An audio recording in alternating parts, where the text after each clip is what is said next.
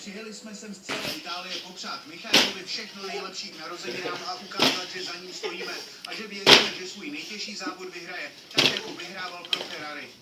Podle už nebylo před nemocnicí dostat hnutí. Zasahovat musela dokonce místní obrana a policie, aby byl umožněn normální chod zařízení. Nakonec se ale všechno urovnalo. Co si jdeš tam? Češtinu. Ty ji tam nemáš. Já myslel, že jsi... Jen na té flešce by měla být čeština.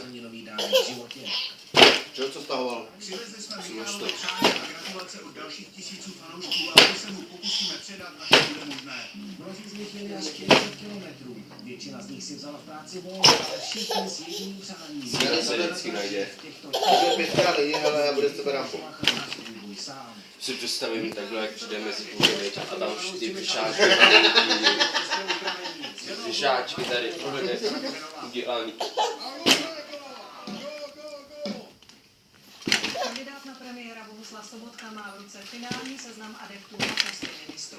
Už ráno seznam představil sociální demokracie.